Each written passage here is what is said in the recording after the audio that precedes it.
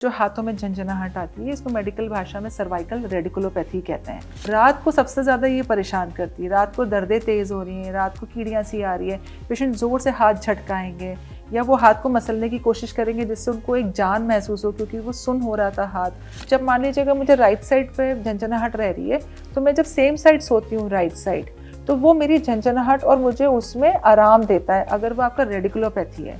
लेकिन अगर वो आपको फ्रोजन शोल्डर या आपकी गर्दन की तकलीफ है, तो वो आपको सेम साइड सोने से दर्द बढ़ेगा, घटेगा नहीं। सर्वाइकल रेडिकुलोपैथी में एक्सरसाइजेस जब आपको दिक्कत हो रही है, जब झंझनाहट, सुनपन, हाथों में सूजन है, दर्द है, तब आपने एक्सरसाइज बिल्कुल नहीं करनी। तकिया लेना है और इसको अपने अपने पीठ के लेवल पे रखना है। मुश्किल लग रही है आपको तो आप एक तकिया गर्दन के नीचे रख सकते हैं, लेकिन पहले कोशिश करें अगर बिना तकिए के इस तरह से आपने लेटना है। इस पोजीशन में आप 5 से 7 मिनट लेटें डेली। चिन टक करके आपने धीरे धीरे गर्दन को ऊपर लेके जाना है, स्लोली अप। चिन हमारी टक है तो ये इतनी ही गर्दन ऊपर जाएगी। 1 2 3 4 5 6 7 8 9 10। चिन टक मेंटेन करते हुए आप न्यूट्रल पोजीशन में आए। आपने सिर्फ दांतों को क्लिंचिंग करना है। क्लिंचिंग किया आपने दांतों का, एंड देन आपने सिंपल आपने नेक को रोटेट करना है क्लिंचिंग करके, slowly left and slowly right. सेहतनामा में आज बात करेंगे हाथों में झुंझुनी होना, टिंगलिंग होना। हम में से बहुत सारे लोगों ने ये महसूस किया होगा कि अचानक ही लगता है हाथों में कुछ झंझनाहट हो रही है, टिंगलिंग सी हो रही है, सुनपन हो रहा है, हाथ सुन से हो जाते हैं। ऐसा क्यों होता है और इसका इलाज क्या है? हमारे साथ डॉक्टर हर्षनीत कौर हैं, फिजियोथेरेपिस्ट है, मस्कुलोस्केलेटल स्पेशलिस्ट है। Welcome ma'am. सबसे पहले आप ये बताइए, मस्कुलोस्केलेटल स्पेशलिस्ट किन चीज़ों का इलाज करते हैं? जैसे हम हार्ट के लिए कार्डियोलॉजिस्ट को मिलते हैं, ब्रेन के लिए न्यूरोलॉजिस्ट को मिलते हैं, फिजियो में भी स्पेशलाइजेशंस होती हैं। तो जैसे मैं मस्कुलोस्केलेटल स्पेशलिस्ट हूँ, तो मैं स्पाइन, जॉइंट्स, मसल्स, इन स्ट्रक्चर्स से रिलेटेड मूवमेंट, फंक्शन की जो परेशानियाँ हैं उनकी केयर मैं करती हूँ। स्पोर्ट्स फिजियोथेरेपिस्ट जो कि हमारे स्पोर्ट्स के करियर में जो हैं उन्हें मदद करते हैं, उनकी हीलिंग में, उनकी मूवमेंट्स में। पीडियाट्रिक फिजियोथेरेपिस्ट अलग होते हैं, बच्चों के अलग होते हैं। हमें अगर कोई पेशेंट्स है जिनको स्ट्रोक का इशू हो गया, जैसे पैरालिसिस हो गया या डिलेड माइलस्टोन्स के बच्चे हैं, उनके लिए न्यूरो फिजियोथेरेपिस्ट होते हैं। तो ये अलग अलग फिजियोथेरेपिस्ट की स्पेशलाइजेशन है। ये एडवांसमेंट्स हमारी काफ़ी समय से चल रही है, पर जानकारी बहुत कम है इसके बारे में। तो musculoskeletal specialist spine, joint, muscles और नर्व्स तीनों पे काम करेंगे। तो आज जो हम बात करने जा रहे हैं हाथों में झिनझिनी, टिंगलिंग होना या हाथ सुन हो जाना, तो वो नर्व से रिलेटेड है? बिल्कुल, नर्व का सिग्नल है।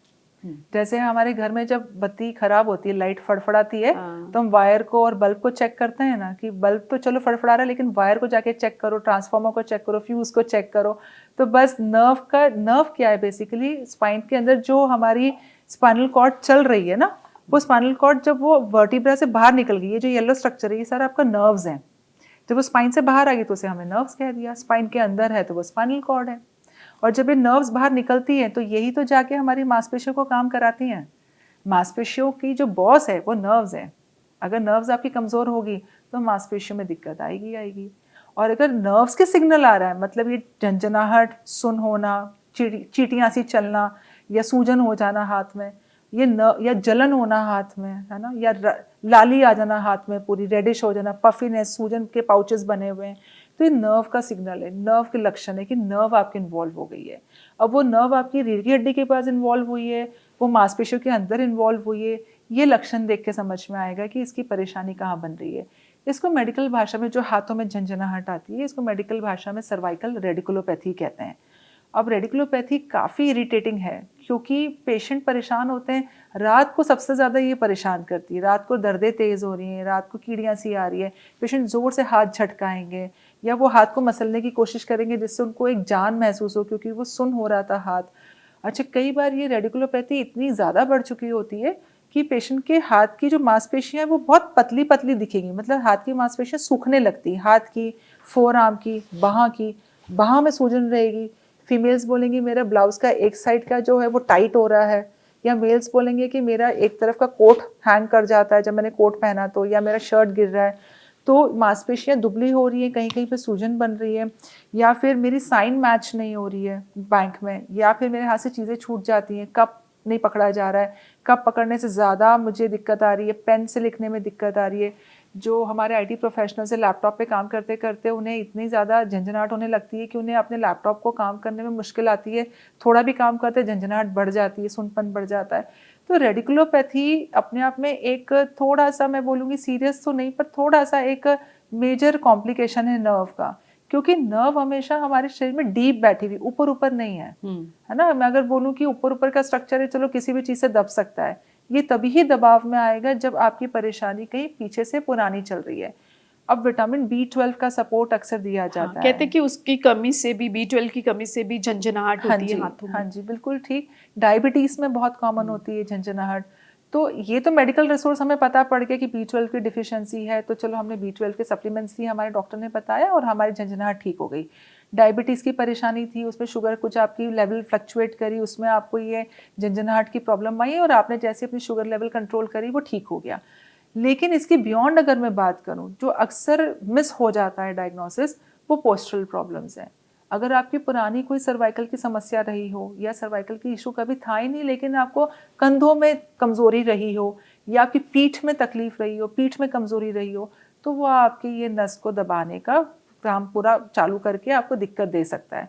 क्योंकि हमारे सर्वाइकल में ना 8 नर्व्स होती हैं, C1, C2, C3, C4, C cervical, short form of cervical. तो 1 से लेके 8 तक नर्व्स होती हैं। ये नर्व्स बाहर निकल के एक ब्रेकियल प्लेक्सस बनाती हैं और वो ब्रेकियल प्लेक्सस फर्दर ब्रांचिंग करके, जैसे हमारी झाड़ की टहनियाँ निकलती हैं ना, वैसी नर्व की आगे ब्रांचिंग होके पूरे हमारे हाथ में सप्लाई जाता है। अब वो सप्लाई, जैसे हमने कहा, ये मीडियन नर्व हो गया जो मोटी मोटी नर्व्स का नाम है, एक अल्नर नर्व हो गया, एक रेडियल नर्व हो गया। तो इसकी भी फर्दर ब्रांचिंग है, जो कि अब ये देखना है लक्षण के हिसाब से। जैसे कई बार पेशेंट बताते हैं कि मेरे को कोहनी में दर्द लगातार रह रहा है, तो ये टेनिस एल्बो का एक उसमें आता है डायग्नोसिस, या रिस्ट में पेन रह रहा है तो कार्पल टनल सिंड्रोम है, पर वो लगातार इलाज करा करा के भी वो दर्द नहीं जा रहा है, तो कहीं ना कहीं वो आपका सर्वाइकल रेडिकुलोपैथी का हिस्सा है। अब रेडिकुलोपैथी मतलब ये नहीं कि लगातार आपकी झंझनाहट पूरी बाह में चलेगी, लगातार भी हो सकती है, वो लोकल एक जगह पे इकट्ठी भी हो सकती है। जैसे कोहनी में आके इकट्ठे आपको दर्द रह रहा है और झंझनाहट भी रह रही है, नमनेस भी रह रही है, हाथ पूरा फूला हुआ है आपका, या कलाई में लगातार दर्द रह रहा है, हाथों में दर्द रह रहा है। आप इसको डिफ्रेंशिएट कैसे कर सकते हैं कि ये मेरा लोकल टेनिस एल्बो है या रेडिकुलोपैथी का पेन है।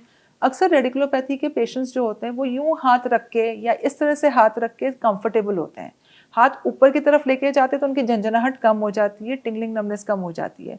लेकिन वही पेशेंट जिनको फ्रोजन शोल्डर का प्रॉब्लम है या इम्पिंजमेंट का इशू है या उनका tennis elbow carpal tunnel syndrome है, तो उनको हाथ उठाने से तकलीफ बढ़ेगी, घटेगी नहीं।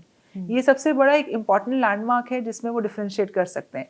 दूसरा, उनको कैसे समझ में आएगा, अक्सर रात को सोते समय जो फ्रोजन शोल्डर या आपके सर्वाइकल प्रॉब्लम की वजह से जो झंझनाहट है वो आपकी अक्सर रात में बढ़ेगी नहीं, पर रेडिकुलोपैथी जहाँ हम कह रहे हैं सिर्फ नस के ऊपर, नर्व के ऊपर दबाव बन रहा है, वो रात को परेशान करेगा।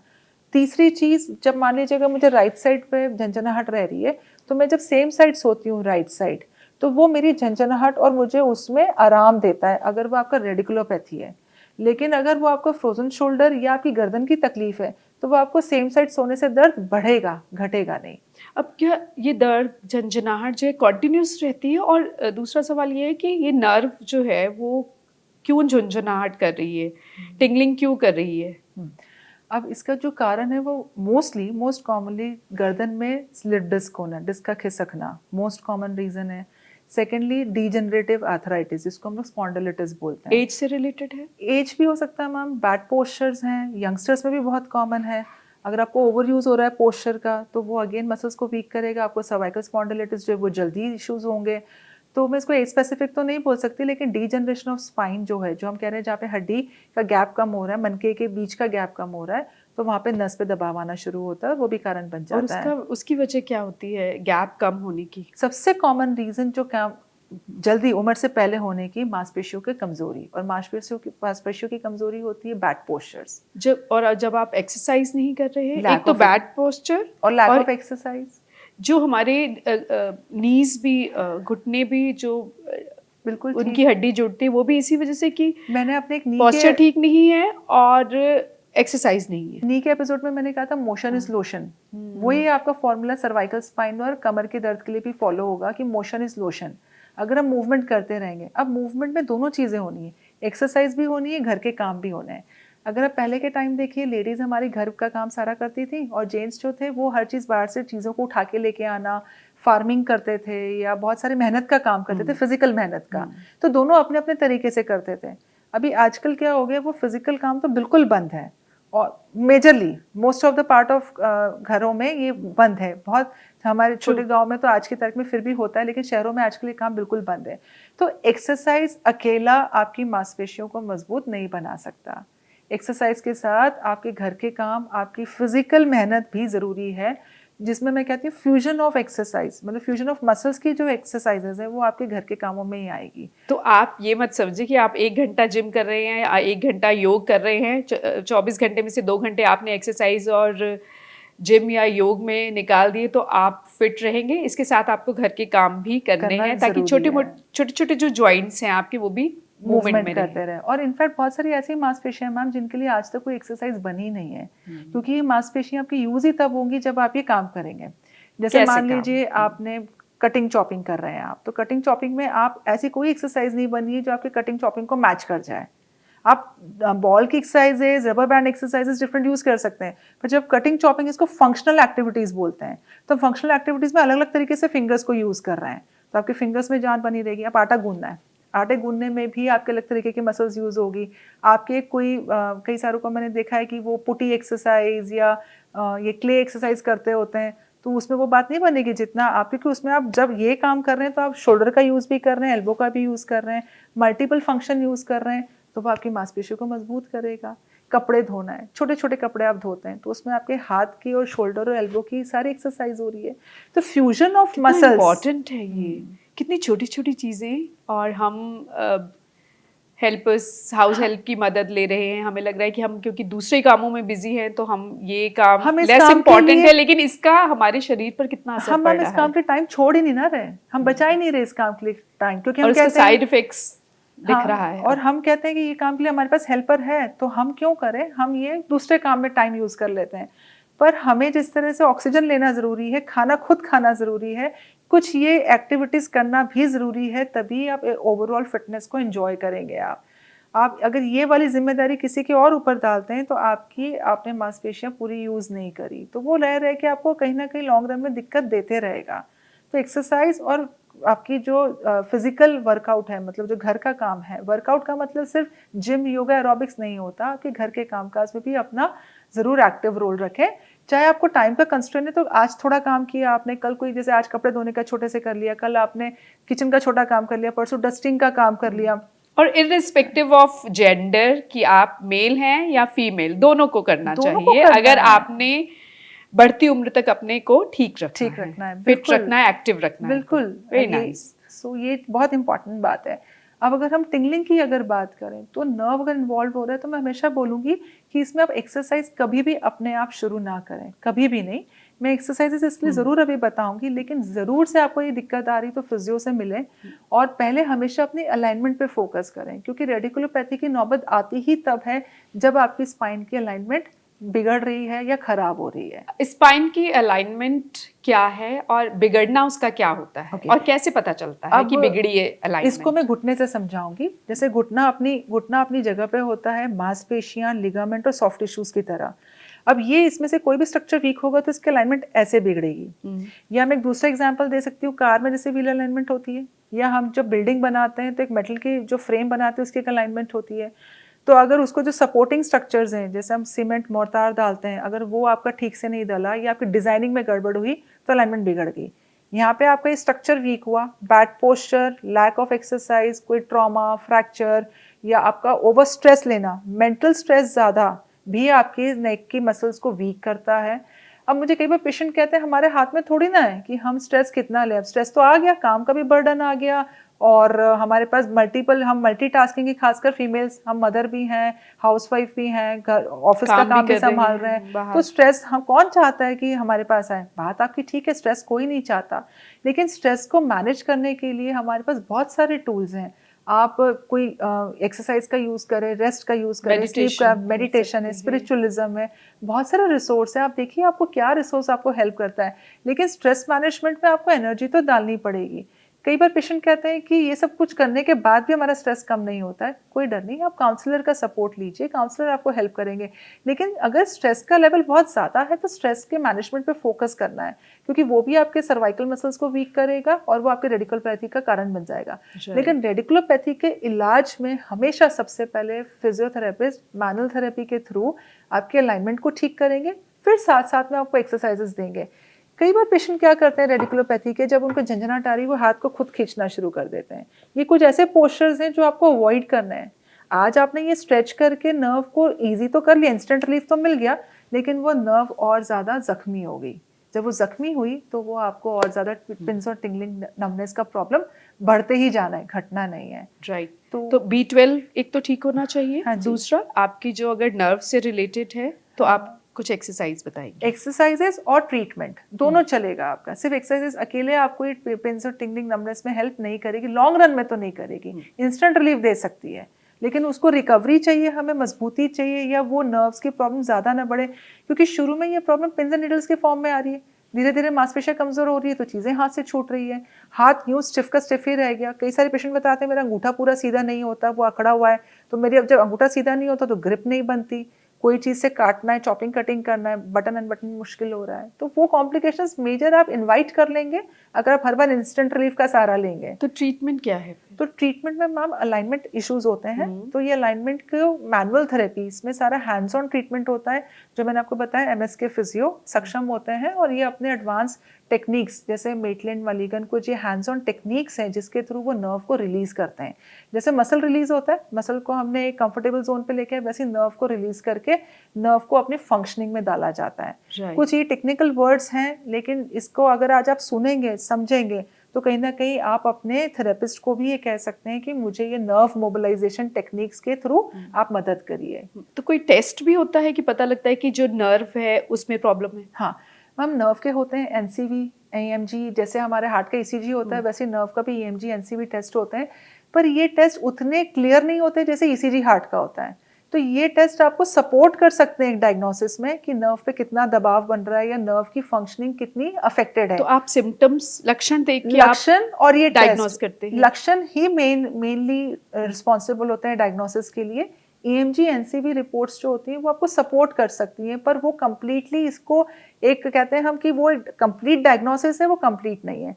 क्लिनिकल इवैल्यूएशन जो आप डॉक्टर के पास मिलके वो लक्षण देख के जांच होती है, वो इसका सही डायग्नोसिस है। राइट। तो अब आप इसकी एक्सरसाइज बताएंगी। और पोस्चर पे, क्योंकि डॉक्टर हर्षनीत बार बार बात कर रही है, सही पोस्चर कैसे रखें, इस पर हमने उनके साथ एक वीडियो बनाया है, डिस्क्रिप्शन में उसका लिंक दिया हुआ है, आप उसे देख सकते हैं। सोने के लिए कौन सा सही गद्दा होना चाहिए, आप वो भी वीडियो देख सकते हैं। वॉक करनी बहुत ज़रूरी है, हम सब जानते हैं, लेकिन वॉक करने का सही तरीका, आप क्या सही तरीके से चल रहे हैं ताकि आपकी अलाइनमेंट, जिसकी वो बार बार बात कर रही है कि आपकी अलाइनमेंट ठीक होनी चाहिए, उस पर तो कोई बुरा असर तो नहीं पड़ रहा। तो वॉक सही तरीके से कैसे करें, वो वीडियो भी आप देख सकते हैं। लाखों लोगों ने उस वीडियो को देखा है, अगर आपने अभी तक नहीं देखा है तो ज़रूर देखिए। और अब हम बात करेंगे एक्सरसाइज पर। सर्वाइकल रेडिकुलोपैथी में एक्सरसाइजेस जब आपको दिक्कत हो रही है, जब झंझनाहट, सुनपन, हाथों में सूजन है, दर्द है, तब आपने एक्सरसाइज बिल्कुल नहीं करनी, चाहे आपका स्कोर 0 से 10 के बीच में 3-4 भी हो। मैं फिर दोहराऊंगी, 0 मतलब कोई दर्द नहीं, 3-4 मतलब हल्का फुल्का दर्द, झंझनाहट, डिस्कम्फर्ट, एनीथिंग, 5-6 मतलब मीडियम। मीडियम मतलब कि अगर मैंने नहीं केयर करी या रेस्ट नहीं किया तो बढ़ जाएगा। 6-7 मतलब मुझे गोली की ज़रूरत है पर मैं नहीं ले रही हूँ, और 9-10 मतलब मुझे दवाइयाँ लेके भी आराम नहीं आ रहा। किसी भी हालात में जब तक आपका 0 सिम्टम नहीं है तब तक आप एक्सरसाइज नहीं करेंगे। हल्का फुल्का आपको दिक्कत रह रही है, लगातार रह रही है, हफ्ते से ज़्यादा रह रही है, तो अपने मैनुअल फिजियोथेरेपिस्ट से अलाइनमेंट ठीक करा के, नर्व उनकी टेक्निक्स होती है, नर्व रिलीज़ करा के फिर एक्सरसाइजेस करें। दूसरी इंपॉर्टेंट बात, क्योंकि मैंने बताया रेडिकुलोपैथी में अक्सर सर्वाइकल एरिया इन्वॉल्व होता है, तो सर्वाइकल का एक बहुत कॉमन पॉपुलर एक्सरसाइज है कि जहाँ पे वो इस तरह से हाथ रोक के, आइसोमेट्रिक्स ऑफ नेक मसल्स, हाथ रोक के आगे की तरफ जोर लगाना, पीछे जोर लगाना, ये जोर लगाना, ये एक्सरसाइज कॉन्ट्राइंडिकेटेड है। अगर आपको झंझनाहट और ये दिक्कत आ रही है तो आपने आइसोमेट्रिक्स नेक की बिल्कुल नहीं करनी है, ये आपको और ज़्यादा झंझनाहट बढ़ा सकती है। एक बार आपकी अलाइनमेंट अच्छी हो गई, इंप्रूवमेंट्स आ गई, आपकी स्टेबिलिटी रह रही है सिम्टम्स की 3 से 4 महीने आपको दिक्कत नहीं आ रही, फिर आप इस एक्सरसाइज को डाल सकते हैं। लेकिन इस एक्सरसाइज को इस्तेमाल करना, झंझनाहट से बाहर निकलना आपको इंस्टेंट रिलीफ दे सकता है, लेकिन वो लंबे समय में जाके आपको नुकसान ही पहुंचाएगा। तो ये विशेष ध्यान दें, अपनी जो सर्वाइकल रेडिकुलोपैथी के सिम्टम्स आ रहे हैं उसमें आप अक्सर कोई इस तरह से एक लंबा पजामे के अंदर कोई लंबा पॉकेट हो, उसमें हमेशा इस तरह से, या आप एप्रिन पहन के अपना हाथ को सपोर्टेड रख सकते हैं जिससे कि उस नर्व को आराम मिले। या तो पॉकेट में हो, पैंट की पॉकेट में हाथ डाल के रखें, या आपके दोनों नहीं है तो आप एक दुपट्टे का स्लिंग बना के उसको इस तरह से गिठान बना के उसमें डाल सकते हैं। लेकिन जो मार्केट में रेडीमेड स्लिंग मिलता है उसे यूज़ नहीं करना है, वो और ज़्यादा आपके शोल्डर को स्टिफ कर देगा। तो जब आपके पास कुछ नहीं है, कोट में आपका हाथ रखने की गुंजाइश ना हो या पॉकेट ना हो आपके पैंट में या सलवार में लेडीज़ के, तो आप इस तरह से दुपट्टे का एक नॉट बना के, इस तरह से सिंपल नॉट, कोई भी दुपट्टा ले लें आप, थोड़ा लंबा दुपट्टा लें, छोटा नहीं, और लंबा, जो आपके पेट के पास नॉट आएगी उसमें भी आप हाथ इस तरह से डाल के रख सकते हैं। हाथ को इस एंगल पे नहीं, आपने इस एंगल पे भी रख सकते हैं, उससे भी आपके नर्व को काफ़ी आराम मिलेगा। आपको अगर गर्दन में दिक्कत है, वहाँ पे भी स्टिफनेस बन रही है, तो इस दुपट्टे के पीछे आप एक छोटा सा टॉवल, हल्का सा हैंड टॉवल सॉफ्ट वाला आप डाल के इस तरह से सपोर्ट करेंगे तो भी आपको उन सिम्टम्स में काफ़ी आराम मिलेगा। अब जो इसमें एक्सरसाइजेज जो हम कर सकते हैं वंस आपके सिम्टम्स कम होते हैं, तो सबसे पहली एक्सरसाइज है, आपने ये एक लंबा तकिया लेना है और इसको आपने अपने पीठ के लेवल पे रखना है। तो आपने सबसे पहले, मतलब बटक्स आपके नीचे होंगे और ये चीज़ आपने अपनी पीठ का सारा हिस्सा पिलो के ऊपर डाला हुआ है, गर्दन आपके नीचे रहेगी। मुश्किल लग रही है आपको तो आप एक तकिया गर्दन के नीचे रख सकते हैं, लेकिन पहले कोशिश करें अगर बिना तकिए के इस तरह से आपने लेटना है। इस पोजीशन में आप 5 से 7 मिनट लेटें डेली। दोनों हाथ आपके सीधे रहेंगे, कंफर्टेबल। ये हाथ रखने में मुश्किल आ रही है तो आप हाथ को उल्टा भी रख सकते हैं, हाथ को इस तरह से भी रख सकते हैं। दोनों हाथ के नीचे आप एक तकिया रख के भी लेट सकते हैं जिससे आपको आराम लगे। आप सीधा नीचे ज़मीन पर, मतलब बेड के ऊपर डायरेक्टली भी रख सकते हैं। इस पोजीशन में आप 5 से 7 मिनट लेटें, जिससे आपकी वो नर्व में आपको एक स्ट्रेच फीलिंग जाएगी जो कि एक रिलैक्सेशन का पोस्चर बनेगा और झंझनाहट कम करने में मदद करेगा। तो डेली आप सुबह शाम इस पोस्चर में 5 से 7 मिनट लेट सकते हैं। फिर आपने जो नेक्स्ट एक्सरसाइज आपने सर्वाइकल रेडिकुलोपैथी के हिसाब से करनी है, वो आपने सबसे पहली एक्सरसाइज है चिन टक। तो नॉर्मल पहले नेक पोजीशन रखी, दोनों पैर सपोर्टेड हो फ्लोर पे और चिन को टक करना है। जब आपने टक किया, अंदर की तरफ खींचा, hold for 10 counts, 1 2 3 4 5 6 7 8 9 10 and relax. Again पीछे लेके जाएंगे आप, 1 2 3 4 5 6 7 8 9 10 एंड रिलैक्स। नेक्स्ट आती है डबल चिन टक। सो डबल चिन टक क्या होता है? जब आपने सिंगल चिन टक किया, आपको आराम लग रहा है, नेक्स्ट आप कर सकते हैं चिन टक करके आपने धीरे धीरे गर्दन को ऊपर लेके जाना है, स्लोली अप। चिन हमारी टक है तो ये इतनी ही गर्दन ऊपर जाएगी, 1 2 3 4 5 6 7 8 9 10। चिन टक मेंटेन करते हुए आप न्यूट्रल पोजीशन में आए, फिर रिलैक्स कर दें चिन को बिल्कुल। अगेन इसको दोहराइएगा और ध्यान से देखिएगा, मैंने चिन को डबल चिन टक जब कहा एक्सरसाइज, तो इसमें मेरी चिन को मैंने पहले टक कर लिया, फिर मैंने गर्दन को ऊपर लेके गई, slowly up up up, then 1 2 3 4 5 and then chin tuck करते हुए मैं नीचे लेके आई, रिलैक्स। अब ये एक्सरसाइज भी आपने ध्यान देना है, अगर आपको सर्वाइकल की दिक्कत रही है, माइग्रेन की दिक्कत है, या आपको वर्टिगो की दिक्कत है जिसमें चक्कर आ जाते हैं, तो ये डबल चिन टक ना करें, सिंगल चिन टक आप फिर सेफली कर सकते हैं। नेक्स्ट एक्सरसाइज आपकी आएगी, आपने सिर्फ दांतों को क्लिंचिंग करना है। क्लिंचिंग किया आपने दांतों का, एंड देन आपने सिंपल आपने नेक को रोटेट करना है क्लिंचिंग करके, slowly left and slowly right, slowly left and slowly right. Clinching करने के साथ जो मांसपेशियों के अंदर तनाव है वो रिलैक्स होगा और नर्व को रिलैक्स करेगा। तो ये करके जब आप करते हैं तो पिन्स एंड नीडल्स में काफ़ी हेल्प मिलेगा।